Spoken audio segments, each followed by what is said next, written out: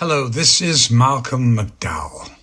In a world built on stories where heroes rise, villains fall, and meaning hides between the frames, one podcast has dared to explore it all. From galaxies far away to quiet corners of small-town coffee houses, they've sought the truth hidden in pop culture's pulse. The laughter, the light, and the lessons buried beneath the spectacle. This is Pop Culture Pastor. Pop Culture Pastor. Pop Culture Pastor.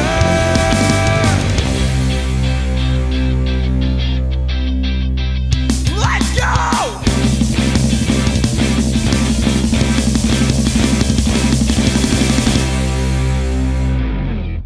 All right, Cody.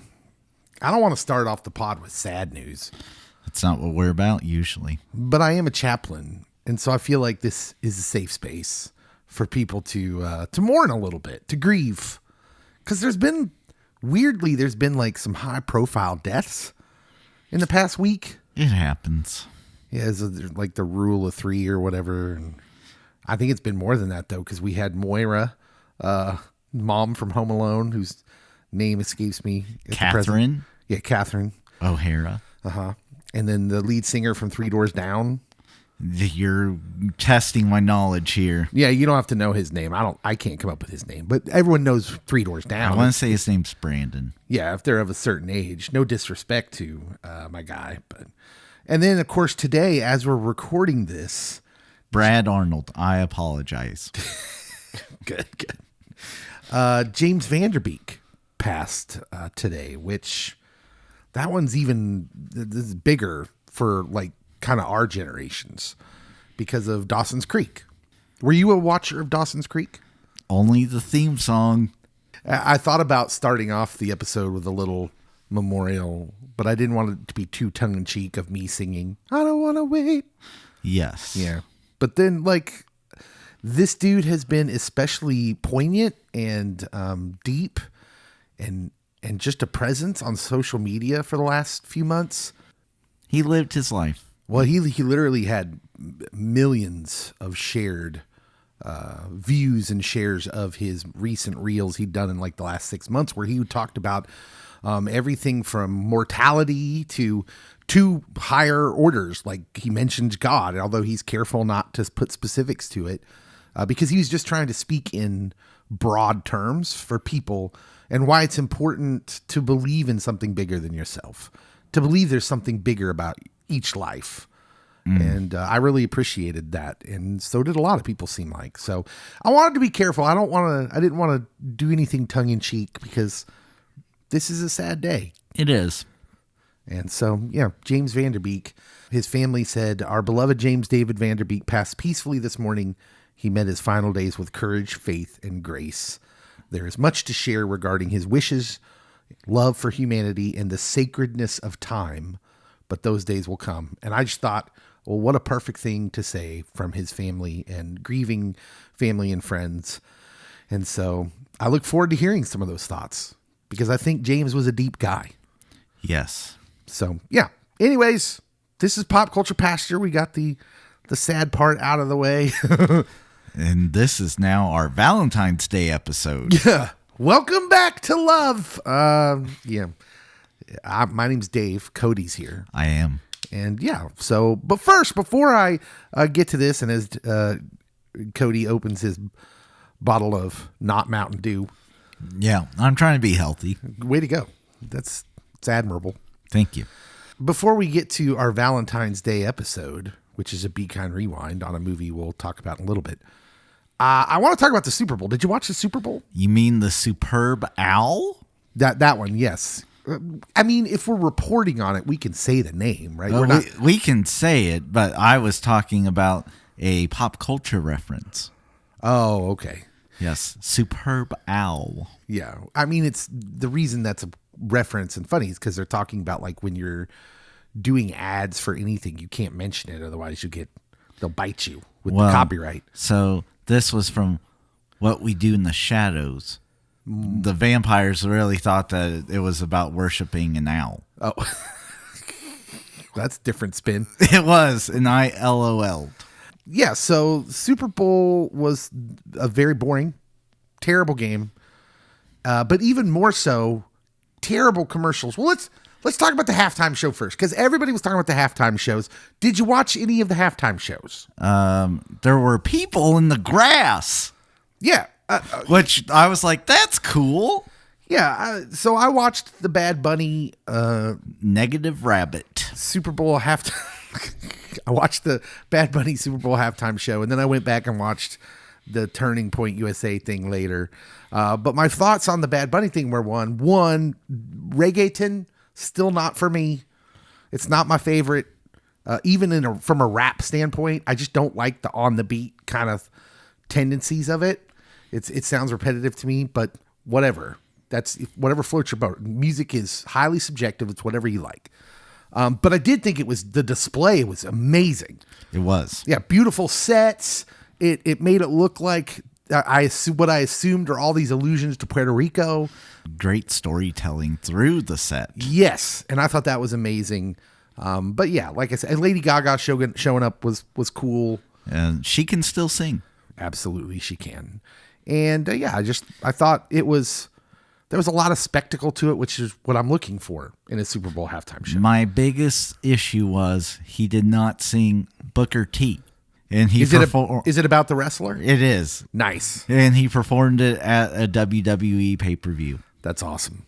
And then I watched the Turning Point USA halftime show, if that's what you want to call it, because the whole thing, stunk of not being live, and even as they recorded it, and obviously there was the lip syncing stuff. And plus, I'm just a little bit more judgmental for that one, not because I'm a conservative guy, which if you've listened to this pod, you probably figured that out.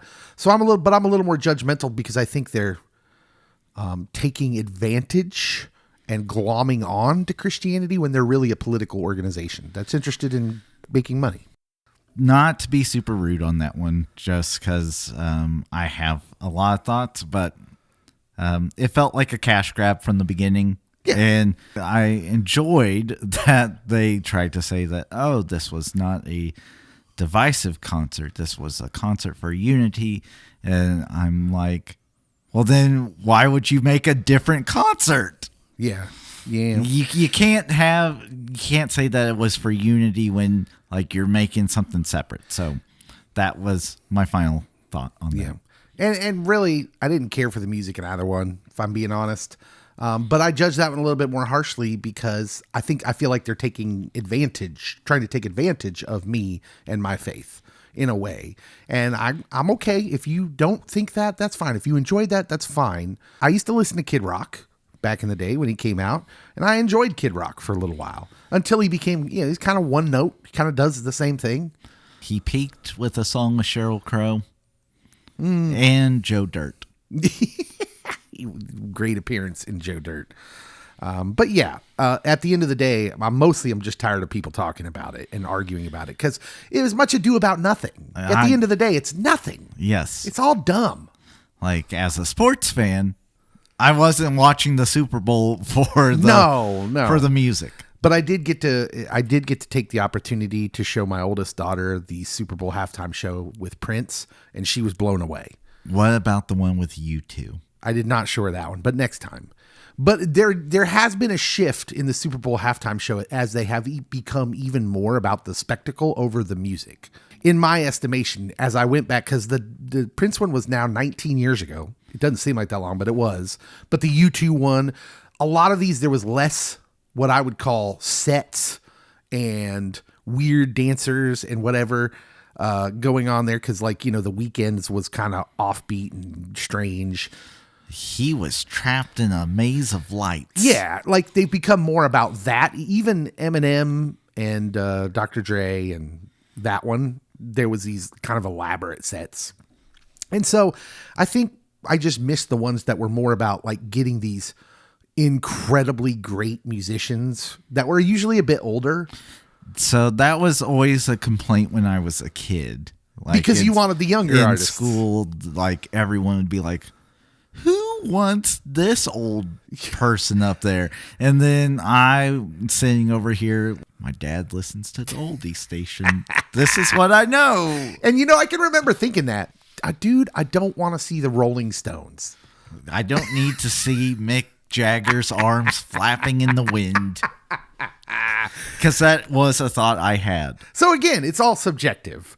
I just think now I'm at an age where I'd just rather see the older artists. Like, give me Bad Bunny in 20 years.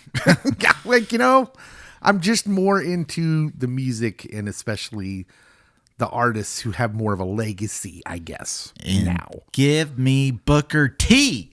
And yeah, if you're gonna be there and you've done some wrestling songs, play some of those. Bad Bunny. Good actor, though. But so let's talk about the commercials. He absolutely. Sorry, I didn't mean to move on too quickly. He was great in Happy Gilmore too. In fact, when we talked about it, he was one of our favorite characters. And in Bullet Train. I haven't seen that one yet. Oh my goodness. Like, look, you got me to watch the movie we're doing today, so be happy. Let's talk about the commercials, Cody. This is from Rolling Stone.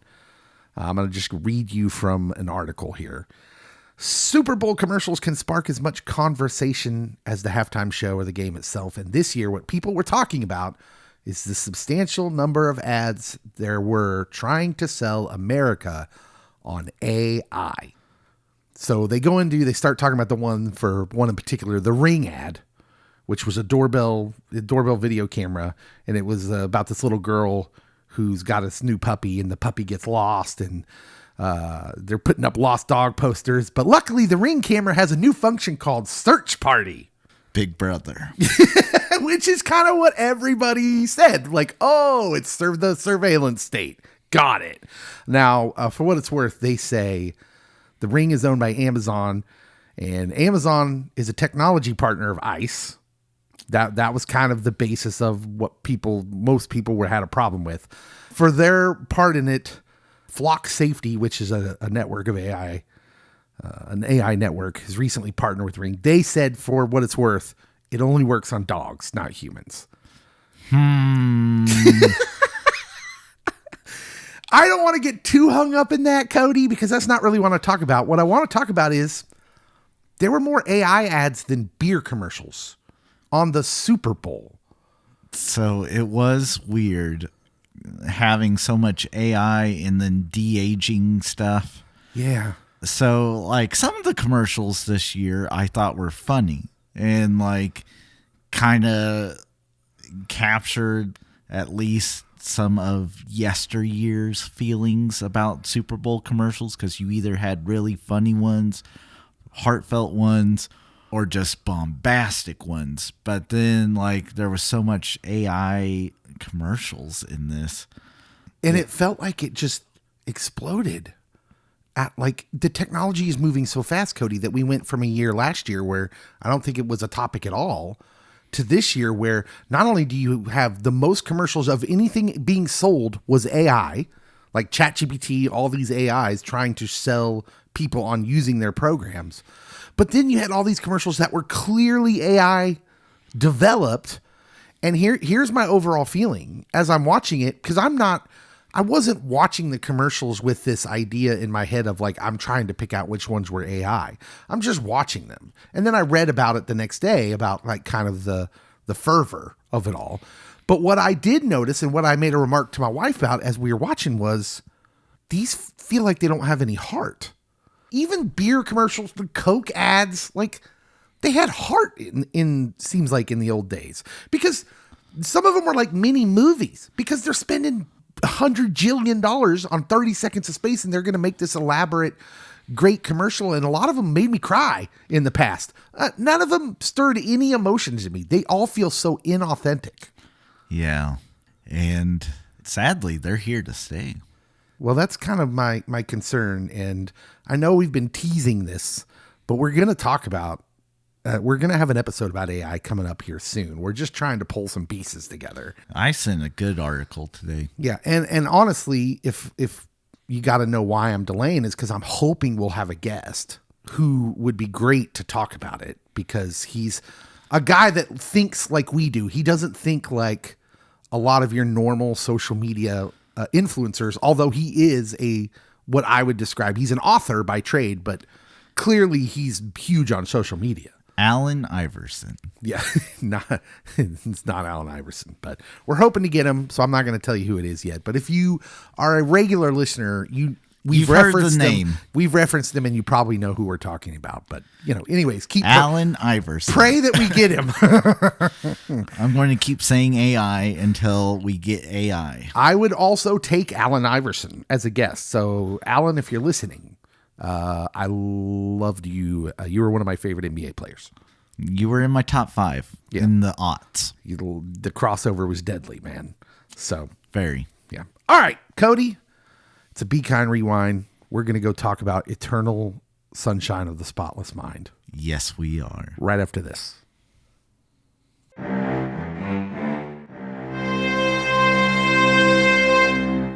All right, Cody. Eternal Sunshine of the Spotless Mind. Little Be Kind Rewind. Would it shock you to know that I had never watched this movie from beginning to end? I never sat down and watched this entire movie. I don't know what you've been doing with your life for the past 22 years. Well, this movie comes out in 2004, and there's an interesting period of my life between like 1995 and 2005 when I get married, where I'm like really into basketball. I'm really into sports and fitness and being in shape and doing these things. And I watch movies. Like I go to the movie theater, but only for the really cool geeky things I would like. You know what I'm saying? Or the big box office, the popcorn movies. Yeah. So like this movie, I obviously heard about it when it came out. You can eat popcorn while watching this movie. But in 2004, I wasn't interested in Man on the Moon, Jim Carrey. I wasn't interested in Truman Show, Jim Carrey. I still was in love with Ace Ventura, Jim Carrey, and Liar Liar, Jim Carrey, and that Jim Carrey.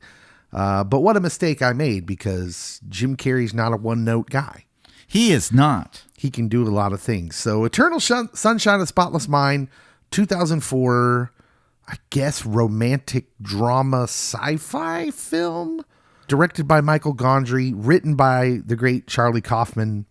It stars Jim Carrey and Kate Winslet as a couple who undergo memory erasure after they have a breakup. Also in this movie, Kirsten Dunst, Mark Ruffalo, very young Mark Ruffalo, Elijah Wood, Tom Wilkinson, the great Tom Wilkinson, British actor.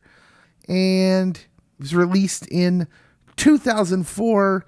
The film was a box office success, grossing $74 million on a $20 million budget, and was named by the American Film Institute as one of the top 10 films of 2004. And at the Academy Awards that year, they won Best Original Screenplay, and Winslet was nominated for Best Actress. So yeah, Jim Carrey not nominated for Best Actor. I don't know what was going on in 2004. Yeah, it's interesting because usually the Academy jumps at nominating a comedic actor who tries something serious. He didn't try. He did it. Unless Dave. your name is Adam Sandler. Or Jim Carrey, evidently. Yeah, or Jim Carrey. Although, am I right in thinking he might have been nominated for The Truman Show? I feel he should have been nominated almost every year he made a movie. So, Jim Carrey's clearly very talented. Anyways, this movie is exactly what we told you. It's a couple who meet. it's a Valentine's Day movie. Yeah, it's on Valentine's Day, like at the beginning when they meet. It's very much a romantic movie off the jump. They fall deeply in love almost immediately, but then it's clear that at some point they hit this point in a relationship where everything that the other person does to annoy you becomes bigger than annoyance, right? They start becoming more displeased with each other. They go through a breakup, and then they have to, or the female character, Kate Winslet's character, goes to this very sci-fi-ish company that it will erase the parts of your memory with this person in it because it just hurts too much. It does hurt too much. And so that's kind of where the whole story springs from. Jim Carrey's character will follow her into it. He finds out that she's done this, which sends him in even deeper pain. Thanks a lot, Tobias. Because could you imagine finding out that somebody did that to you, like erased you from their memory? Like that would be super painful. Yeah. I would think. Again, Tobias from Arrested Development was the one that told him. He's super weird that he's in this movie, by the way. I loved it. Almost distracting that he's in this movie because he's obnoxious in even the little bit of time he gets. He was a stealer of attention in this. But he follows her. He's like, oh, yeah, well, I'm going to wipe you from my memory. And then they get into this place where he's like in his memories as they're being deleted.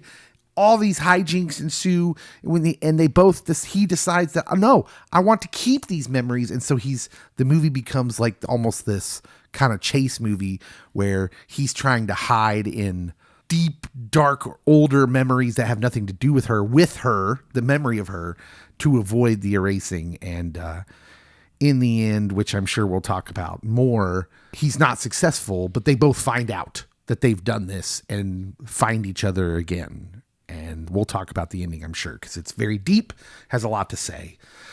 So, Cody, what's your history with this movie? Oh, my history with this movie. I probably don't watch it until 2006 or 2007. I had a unique group of friends that, like, some of us were older in high school. Some of us had just recently gone off to college and would come back, and we bonded over movies, and this was one of those movies. And as soon as you hear the one song that's in this whole movie, because it is like just sprinkled in throughout, as soon as I heard it, and I was like, that's Beck.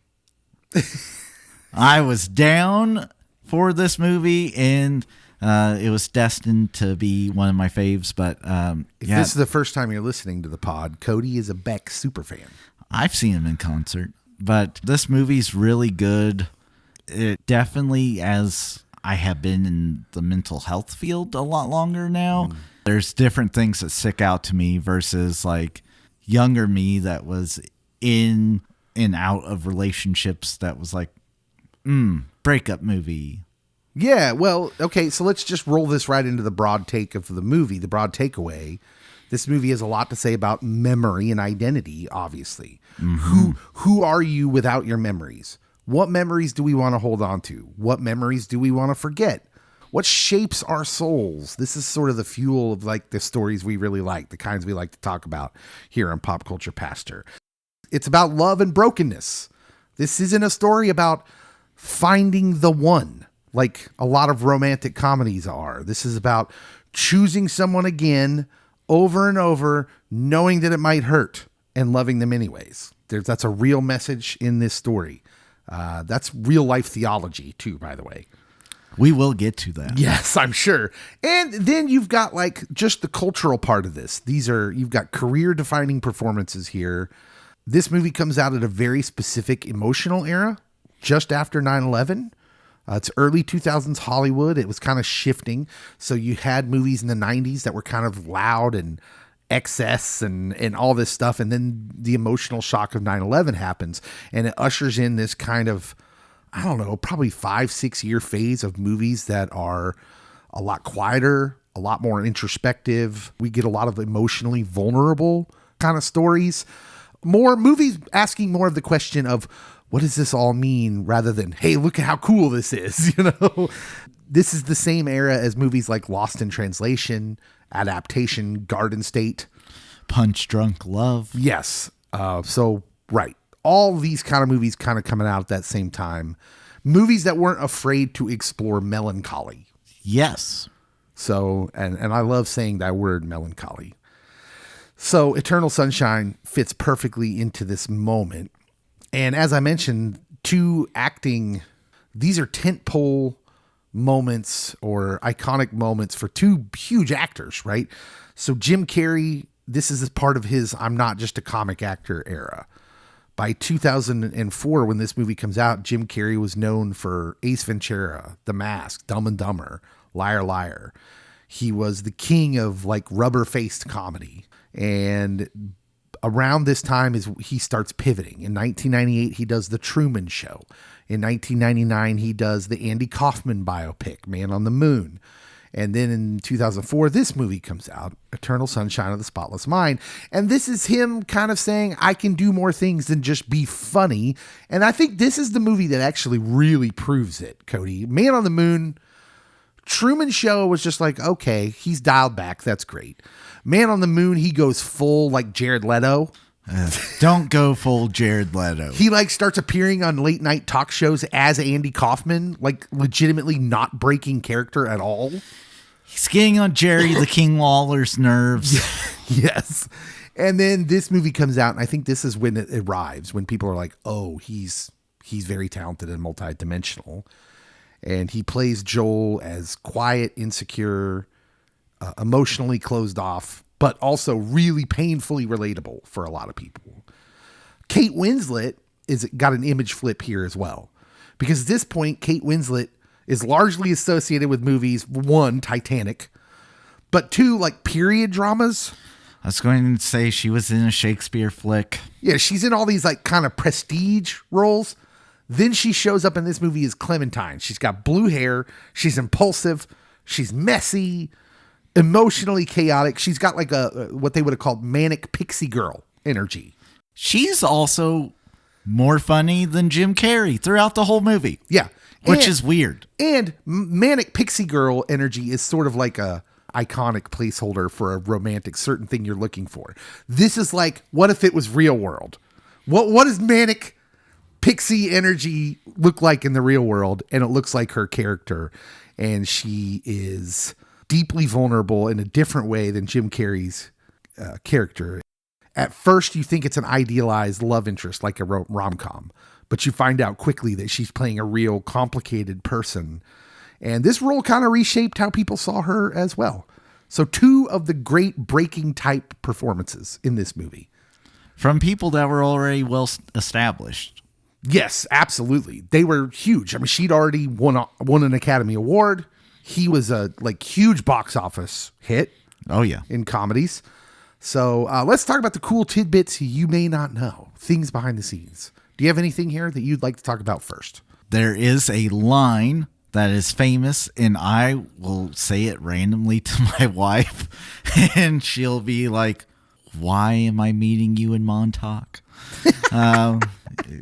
Kate Winslet's character goes, meet me in Montauk. Wait a minute. Is your wife not like a super fan of this movie? She is not. I just assumed she would be. This movie feels like it's like her wheelhouse. There's moments where I'm like, this is Leah and I. Yes. I am Joel. But no, so she hasn't watched it that much. Interesting. Like she walked in halfway through me watching it this time, and she's like, we watched this once. And I'm like, you've watched this once. I've watched it like 100 times. But no, Kate Winslet actually is not saying that. That's someone else's voice in the memory of meet me in Montauk. Really? Yeah. Okay. So one of the most famous lines, she's not saying it. Again, that Beck song, Everybody's Gotta Learn Sometime, played throughout the whole movie, and it's edited so it sounds wonky and fuzzy, and it just comes in and out throughout the memory erasing and during the initial breakup scene. But it is a cover from a 1980 song by the Corgis. Nice. Side question. When does Beck get recognized as the legend he clearly is? It's just going to be me. No, at some point, this dude gets like elected into the Rock and Roll Hall of Fame. Me and Pharrell, we see it. I mean, Beck's everywhere. He's just everywhere, and it's such an understated, subtle way. Yes, and a whole wide variety of genres, and so yeah. And then the original screenplay had different endings than this one. Yeah, and we'll definitely talk about that if you want to. I'll let you take over. Almost everything was done practically. They were real adamant on not doing CGI, which is interesting considering that a lot of this movie takes place in his memories as they're erasing them.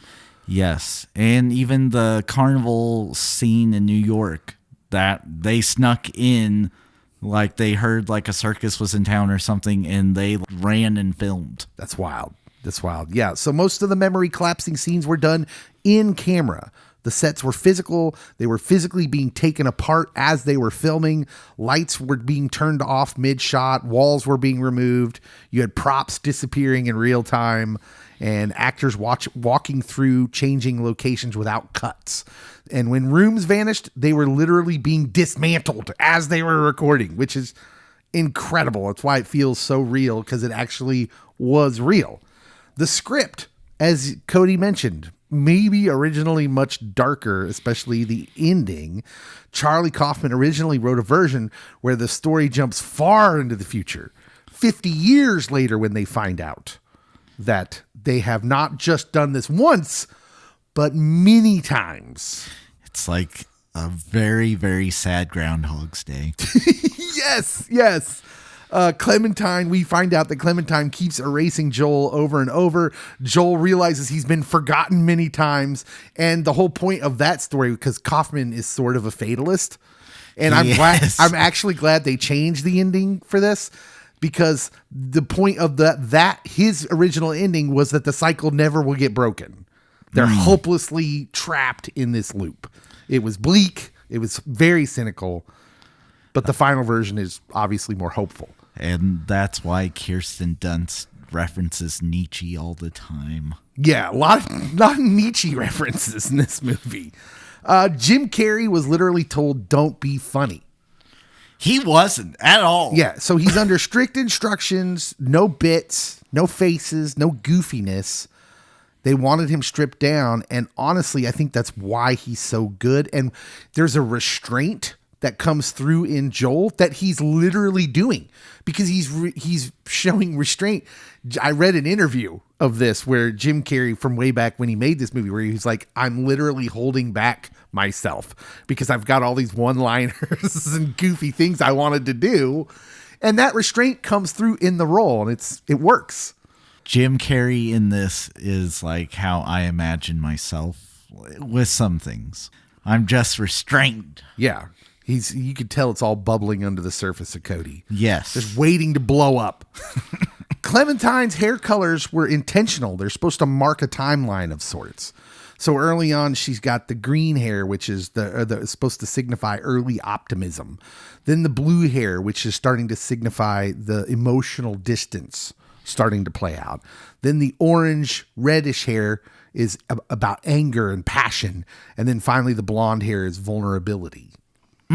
So there was you're subconsciously tracking with her hair color through these phases. And also implying she's impulsive. Many scenes were improvised emotionally.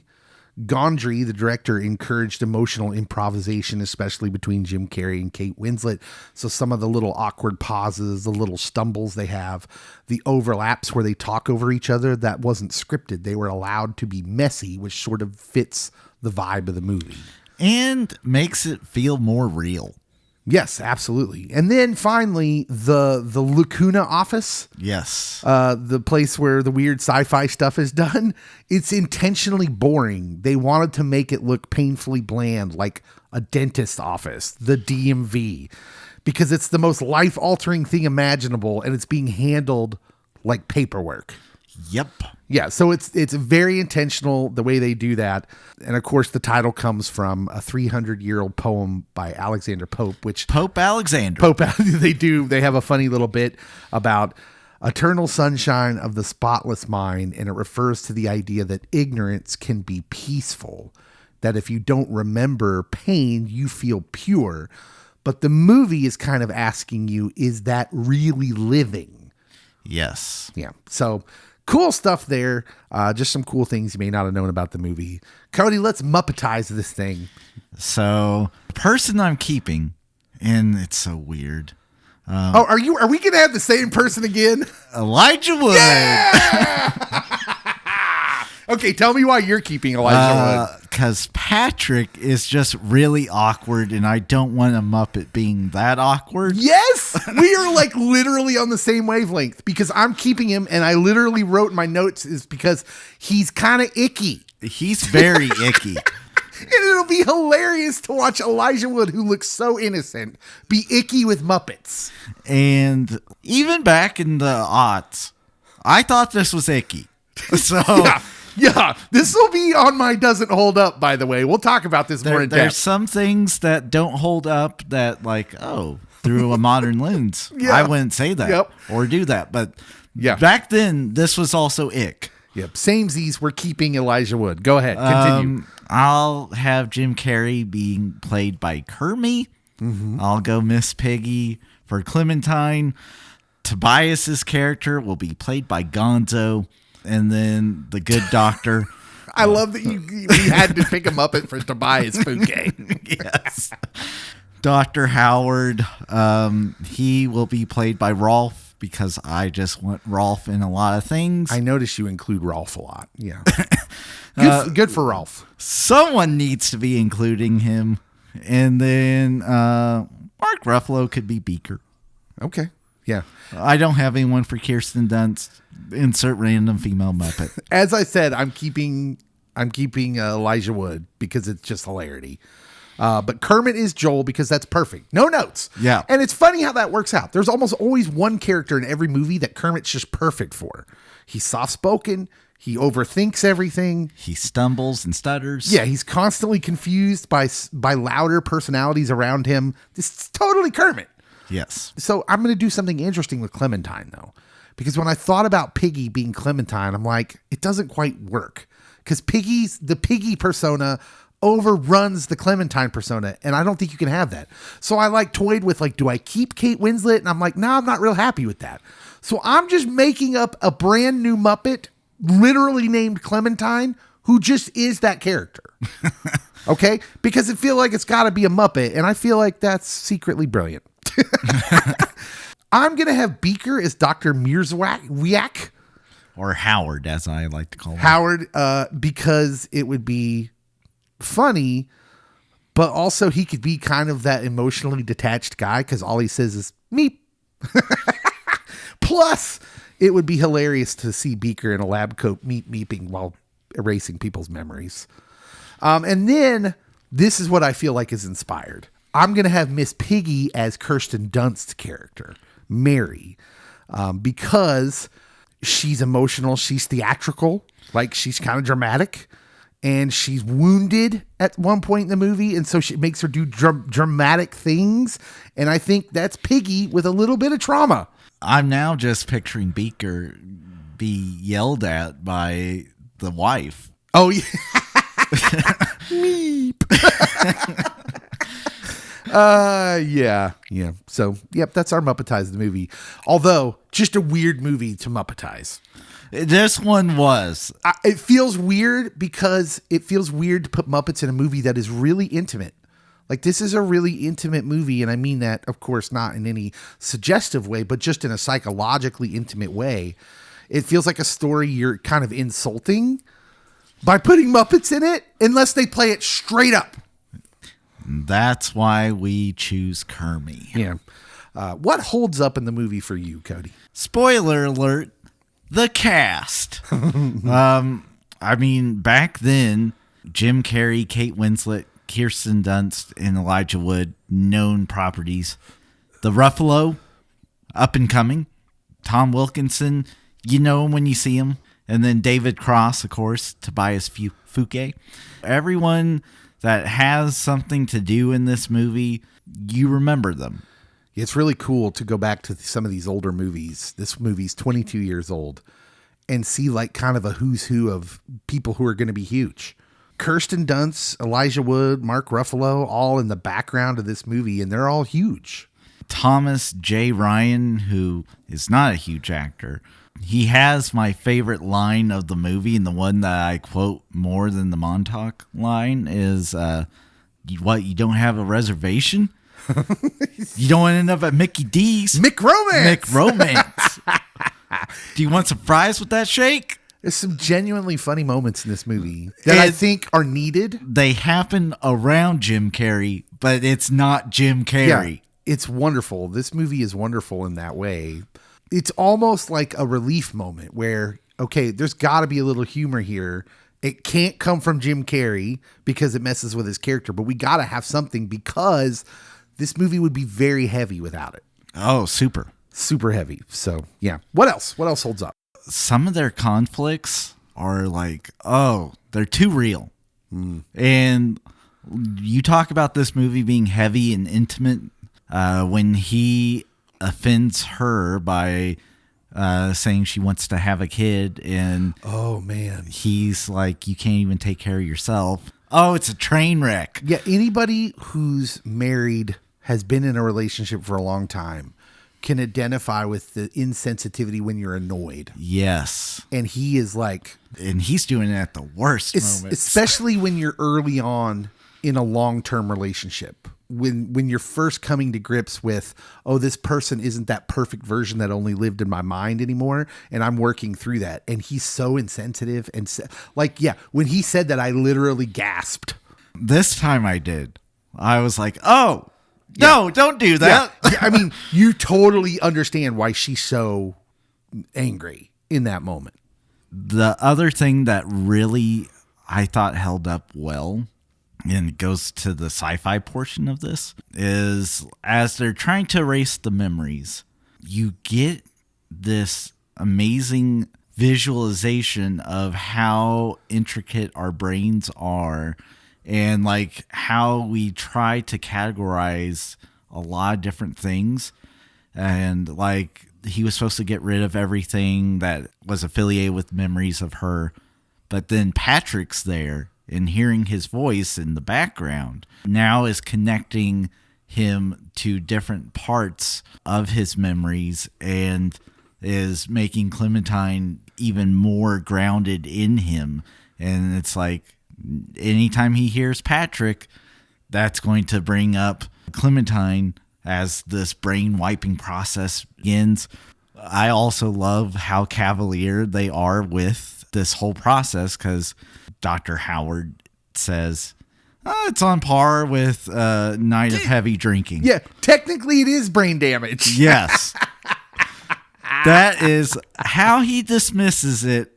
And knowing the fact that they made The Office look so vanilla, because they're trying to show you that they're not really handling this with like legitimate processes and thinking about the ramifications. It's just, it's another day. Yeah. I love how deep this movie is and how complex obviously they had in mind, the complex things they had in mind making it, because I just love things like that. But I will tell you, it took me 4 hours to watch this movie today, because I would stop and have to write down my thoughts, because I knew if I kept watching, I would either be typing my thoughts and not watch the movie, or I'd watch the movie and forget my thoughts. Yes. So I had to like pause the movie, get my thoughts out, and then resume over and over and over again. Yeah. Anything else that holds up? I also will say, knowing some medical professionals and seeing a lot of stories about medical professionals, that the crew that starts the brain wiping and they're partying and having fun, that is not just super obscure. Okay. Like, So their general unprofessionalness is not a rare thing, is what you're saying. I wouldn't say it's an outlier. Now, it's not going to happen the majority of the time, but there definitely is more than a 5% of the population of professionals that are unprofessional. Humans are gonna human, man. Yep. Yeah. Wild. Okay. I'll just read straight from my notes here. I put down here, I love the contrast of the characters, the two main characters especially. He's deeply introverted. She's a very forward person. Oh, I love it at the train station where she's waving at him and he's trying to She escape. literally will not let him hide from her. And I know people like that, because it makes them just as uncomfortable as the other person is to be seen. It makes them as uncomfortable to be unseen for someone pretending to not acknowledge them, right? So it's not opposites attract in a rom-com-y way. It's two very realistic real-life people trying to live out a rom-com and failing in the most realistic way. Yes. And it sets this great main line through the story the whole way through of why I think that Hollywood trope in rom-coms is actually damaging in a way. Very. And it very much for me was a critique. The movie for me is a critique on the rom-com. The opening credits happening 18 minutes into the movie, I thought I messed up.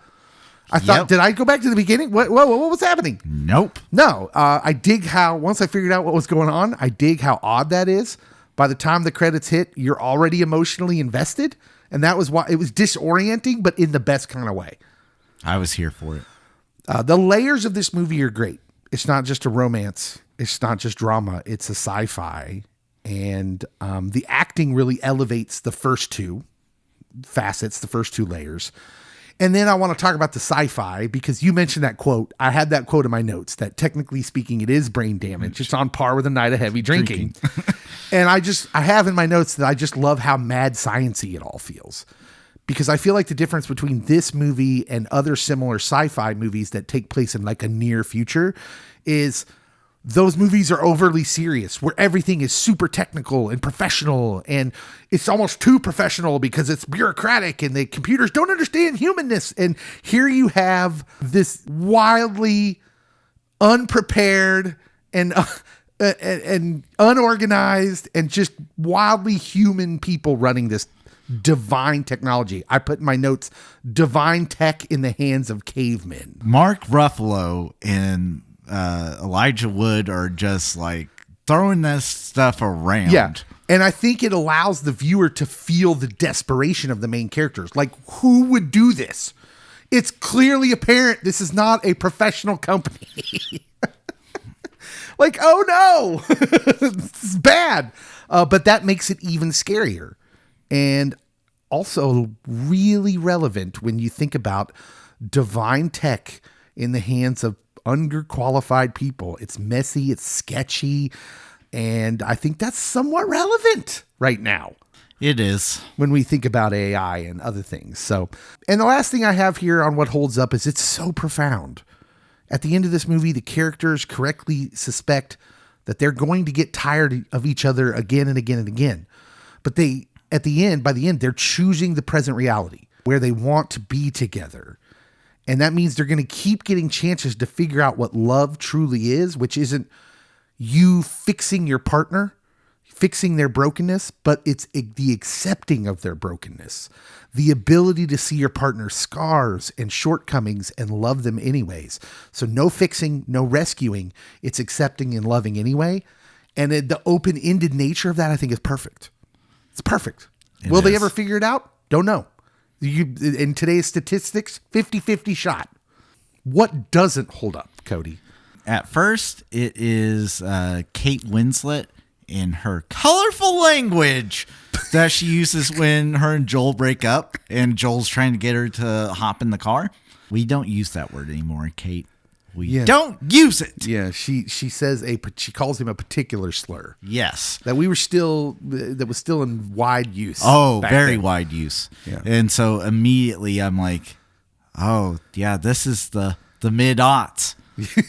Yep. I remember them well. The boss relationship dynamic between Howard and Mary. Kirsten Dunst's character. Yeah, and Kirsten Dunst looks so very young in this movie. But you have to remember, like, at that time in context, she actually looks older because she was a kid. She was a child actor. Yes. So now in this movie, she looked super young to me. But back then we were like, oh, she's all grown up now. So it kind of works in a way. But yeah, it's weird. But she's the aggressor, clearly. But he's not trying real hard to rebuff her advances. Especially if I trust his wife. And then Patrick. Yeah, Elijah Wood's character. Oh my goodness. Did you believe Mark Ruffalo's character that he said he didn't take advantage of her memories? Because I didn't believe him. I think they both did it. And by it, I mean they were literally taking advantage of these females who'd had their memories wiped, but using the memories they wiped to try to get in their good graces romantically. That has always been a option for me, that he was the one that helped do Mary's brain wiping. That's what I'm going to call it. And then that's why they were so close. Yeah. In light of the Epstein files, the context right now, that storyline taking advantage of the females who had their memory wiped felt a little icky. Very icky. But that's all I had. Anything else for you? Nope. Which character would you be? I've already said it. I'm Joel. Yeah. Like there were too many relationship and almost near relationship like quirks that he had that I'm like, I've done that. Yeah, I've done that. If you're a dude who is in a long relationship now, but was in relationships before that didn't work out, I mean, there should be something there you should probably relate to. Yes. So for me, younger me would have been younger Joel, original Joel, right? The Joel we meet at the beginning. He's emotionally guarded, but he's also kind of emotionally immature. He's not sure of what love is. He doesn't know it, but he really wants connection. I will almost stay in this mansion on the beach, except I won't. That was my problem. Is I'm feeling sorry for myself as a young adult all the time when I'm alone, because I want someone to share my time with. But then I have no idea what love is. I have no idea what it means to give something to a relationship instead of get something. Now I identify with future Joel, the one we don't get to see. Because this is a little more ethereal, right? But I'm identifying with Joel at the end of the story because the future Joel, who we don't get to see, is going to be one who's loved and lost. He's had reflection. He's failed, but he's learning and he keeps choosing it again anyways. And that's really someone who's in a long-term relationship. A marriage is never-ending effort. You have to keep loving each other. That's the whole point. Joel understands I'm not perfect. She's not perfect. That's okay. That's emotional maturity is what that's called, is learning to keep going and loving this other person, even though sometimes they drive you nuts. I hate that it was in his own head, but I loved when they were wiping his brain and he's like, just let me keep this one memory. Yes. Or, oh, she wasn't that bad at this moment. Why am I reacting like this? Oh, I'm overreacting. It was a great illustration of how our emotions get in the way of our logic and sanity and the things that really matter. So, just really deep stuff. Pastor's Corner, deeper themes. Cody, you are the more familiar with this movie, so I said that you could lead off with this. So I got a couple of deep themes that happen throughout this movie. There's a line towards the very end, so like the okay scene, which is the very last thing, where they're going to give it another chance. Clementine, right before this and a couple other times throughout this, she's like, I am not the girl that's going to complete you. Yes. So she's self-aware that she isn't going to fix all the things that are wrong with Joel. She's going to be a part of him, that she's going to be a part of his life, but she isn't his savior. And he says, I still thought you would save me. So he's identifying that he's putting extra burden and emphasis on her that A, she didn't ask for, and B, she can't do. Yeah. If we continue this and try to golden thread it, so the quote from Nietzsche is, blessed are the forgetful, for they get the better of their blunders. But life's not meant to be forgotten. That what I would say is God works through what happens, not by pretending it didn't happen. That our trials, our tribulations, our past burdens, they help us grow, they shape us. Even conflicts with people, they're temporary, and we shouldn't forget the people that played a major part in our lives. And that's why when the memories are being erased and he's like, let me keep this one. Oh, she wasn't that bad. Like, you kind of, the technology is like a godlike technology. Yes. Yeah. And at this exact moment, he's seeing what I would say God would see, is that like, oh, like these are broken people. And broken people can't fix each other, but they need to be together to grow, to mature. Maybe not romantically, but in this case, that's how the movie ends, is that they're going to give it another romantic try. But your close friends, your family, your significant other, they're going to make mistakes. They are going to hurt you, And it's important that we keep in light what matters, and that is our connections and forgiveness and grace, and that there's so many good memories with a lot of the people that are in our lives. That is it worth throwing it all away? That's where I went for Pastor's Corner. Yeah, it's good stuff. There's a weird line that it straddles, where in the movie you're almost tempted to say, well, them trying to erase their memories was bad. You shouldn't want to do that. But actually what I'm going to say is, no, the urge to do that is right. It's right. We shouldn't dwell in the past. Yes. We should let go of judgment and wrongs when we've been wronged. We should want to live in the present. There's a line that makes me cry in this movie. It made me cry. She says to him, "This is it, Joel. It's going to be gone soon. What do we do?" And he gets a smile on his face and he says, "Enjoy it." And that's it. He lives in the moment. That's the story becomes a metaphor for life itself. And that's when I thought, is this movie an allegory for dementia? So, having had a family member go through that, it definitely popped into my head this viewing. Yeah. Compared to like when I was younger, like that wasn't ever anything that was going to pop into my head. I didn't have that life experience, but at the same time, I loved the whole idea of like, this is kind of bad, but then also there's some goodness that will come through it. There's so much that happens in this movie. It's deep. Yeah. People who've had family members with dementia or loved ones with dementia, there's an understanding in that line of like, when you're trying to relate to someone who's actively going through dementia, you can get discombobulated by their wrong memories or them not knowing who you are in a moment. But this idea of just being present with them, because they have no choice. They're in the present. That's all they have. Yeah. It's everything to them. And so if you just be present with them and roll with it, you can still enjoy moments with them, and they can enjoy moments with you, even if they've forgotten who you are. Indeed. And I just think that's a beautiful thought. I also have written here, she was trying to get everything out of every moment, and he was literally hiding from moments. Just like the train station. Yeah. And then I wrote down another quote right at the beginning, because this one hit me personally. He says, "Why do I fall in love with any woman I see who gives me the least bit of attention?"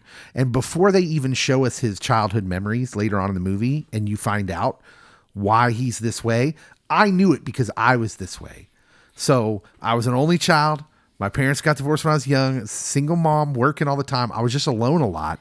And then through various circumstances and things that happen in my life, I'm just I don't feel seen a lot. And so we see that in his memories. He must have struggled with the same thing. He's not used to attention. He badly wants attention. We've said that. That's like he badly wants connection with a woman. But when he does get connection, he doesn't know how to do it. He's unaware of how connection works. And so that's why he do it. But I can remember being a younger man, and literally anytime a girl was nice to me, I was in love instantly. And that was just so real. That was such a real thing for me when he said that. So I just wanted to mention that. Who's your winner of the movie, Cody? This one is tough. Will it surprise you to tell you that I went chalk? So I went James Carrey. Yes. Just because you have snobs within review culture. That's what I'll call it. That comedy and comedy actors, it's less than. And if you watch this movie, which I believe the Rotten Tomatoes score was 93%, you can't say that he's a bad actor. You might not like the roles that he chose early in his career, but watching this movie and him keeping up with Kate Winslet, who, again, was already an Academy Award winning actress and was doing all the period pieces and dramas. And this is something that people point back to and say, no, he's really good. It's not just he can only hit one note. He can hit all the notes. Yeah, I'm going to go with Jim Carrey as well. Like I said, I'm going chalk. And it is because of all the things I've said that this was really the point in that he'd done a couple serious roles, but this is the one that cements that status, that this is a funny guy who can also act.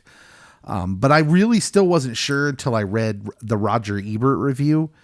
And then I read another review from David Edelstein of Slate magazine, who said this is a direct quote. He's talking about Jim Carrey. He says, "It's rarely a compliment when I refer to an actor as straitjacketed, but the straitjacketing of Jim Carrey is fiercely poignant. You see all that manic comic energy imprisoned in this ordinary man, with the anarchism peeking out and trying to find a way to express itself." And I just thought that is the perfect way to put all that restraint that was in that role for him. And it's just, it's a wonder. Like, it's clearly the best performance of his career. And it's funny that, he does not get really recognized for that in awards. In the Cody Haviland household, he does get recognized. Who's your loser of the movie? I went Kirsten Dunst. Okay. Yeah. Primarily because, like, I know she makes movies after this, but they are not on the radar. It's hard to really, if you didn't live through this, if you're younger, everyone thought she was going to be the biggest star. She debuts in a movie called Interview with a Vampire, I believe, Anne Rice's movie with Tom Cruise and Brad Pitt. Goes on to Jumanji. Yeah, I mean, she was just going to be the next big thing. And she's in Spider-Man. I don't know if she won an award, but I feel she was nominated for awards for The Virgin Suicide. Yeah. Which, Sofia Coppola. So this is like an artsy film. Like, and people back in the aughts were like, yeah, this is great. Yeah, and then shortly after this time, when this movie comes out, she kind of just off the main player radar for a while. Weirdly, with no real explanation. I'm still baffled. Yeah, so I can get that. I'm going to go off the beaten path here. This is going to be a little Easter egg in and of itself. The loser of Eternal Sunshine of the Spotless Mind is Ellen Pompeo of Grey's Anatomy fame. You're familiar with her? Unfortunately. What do you know? You don't like Ellen Pompeo? How does she keep going on Grey's where everyone else has been killed off? Fair. That's a fair critique. Before Eternal Sunshine became the beloved cult classic that it is, Pompeo was originally cast as Naomi, Joel's ex-girlfriend. Her scenes were shot. She's supposed to be in the movie, and you can still go and find the deleted scenes, the deleted footage of her in this movie, which at the time would have been a huge role for her. Would have been. None of that made the final cut. And no one really talked about it until recently. She did an interview with People magazine where she indicated that they wanted to tightly focus on the core relationship of Joel, and they felt that it was distracting to that, mainly because what Pompeo says, because Kate Winslet is such a good actress that the others, the context was unneeded. They ain't wrong. Like, you hear Naomi's name like once in this whole movie. Yeah. That's it. So she was very complimentary. She's like, it's just because Kate Winslet is an amazing actress that basically I get all my scenes get cut out of the movie. Because it was distracting from, it just became a distraction to this, huge performing vehicle. I really feel like I need to go and see who was nominated in 2004 for Best Male and Best Female Actors. Yeah. Because Kate not winning it, well, I'm upset. Let's just look at it right now. All right, here we go. 2000 actor in a leading role. Oh gosh, I feel like you're going to be more upset. Hit me with it. The winner was Jamie Foxx for Ray. Okay. Which was an incredible performance. I mean, he basically became Ray Charles. I'll give a pass. Okay. Don Cheadle for Hotel Rwanda. Okay. Not terrible. That movie. Johnny Depp, Finding Neverland. No! No! Cody is very anti Johnny Depp tonight. Leonardo DiCaprio for The Aviator. No? Is it weird that the longer we go in time, the more I'm unimpressed with Leonardo DiCaprio? Even going back, like I remember watching that movie and thinking he was good in it, But isn't he just kind of like the same dude in every movie almost, with just subtle differences? I'm perplexed how James Carrey did not get nominated. Clint Eastwood in $1 Million Baby was the other nominee. Which I feel like, did he do much? No. I don't know, man. It was like a lifetime career achievement nomination. He's like, in that movie, he's like Harrison Ford in Shrinking, but without any of the joy. Without the funniness. Actress in a leading role, Kate Winslet does get nominated. Yes. For that. We mentioned that earlier. The winner, Hilary Swank, $1 Million Baby. No! No! This is when, so we're going to that period of time here too, where Clint Eastwood directing a movie is just cinema. It is. And I'm like, listen, I've watched $1 Million Baby. I watched it when it came out, and I wasn't all that impressed with it again. And I have a feeling if I watched it now, because I've never rewatched it, I'd be like, I'm not really sure why we think this is so great. Because Eternal Sunshine is a better movie in my mind. I agree. So Hilary Swank won. Annette Bening was nominated for Being Julia. Catalina Sandino Moreno for Maria Full of Grace. Imelda Staunton for Vera Drake. And then, of course, Kate Winslet. Kate got robbed. Yeah. So there you go. It did win for Best original Script, I think. Yes. Best Picture winner was $1 Million Baby. And it wasn't even nominated. So this was back when they still had the short list for nominees for Best Picture. $1 Million Baby won, and the other nominees were The Aviator, Finding Neverland, Ray, and Sideways. Ray, like, look, I love the movie Ray, but I love Jamie Foxx's performance. I'm not so sure the movie deserved to be recognized as one of the best of the year. And Sideways, I will go to my grave saying that movie is terribly overrated. How dare you? I said what I said. Attack National Treasure Hayden Thomas Church. Or Lyle from Wings, as he's referred to on this show. I said what I said. All right. How many memories lost out of 10 are you giving this movie? A 9.5. 9.5. Cody goes hard in the paint. Yes. I'm going 8.5, which is still a very good score. This is a great movie. I'm not really sure why I didn't watch it when it came out. Next, we will talk about Donnie Darko and how it's a great movie as well. Honestly, it's probably a good thing I waited till now, because I was probably too immature to really get it when this came out. Now I can fully appreciate it. It works on different levels at different ages. Yeah, that could be true as well. All right, what do you think of Eternal Sunshine of the Spotless Mind? Is it one of your favorite movies, like Cody? Nope. It probably won't be. But tell us what you think of the movie. Let us know. And of course, subscribe, follow our social media posts, social media accounts, and give us a good rating if you haven't on your platform of choice that you listen to. Just give us 5 stars. And if you can write a little comment about how awesome we are, that'd be great too. Please. We'll see you next time.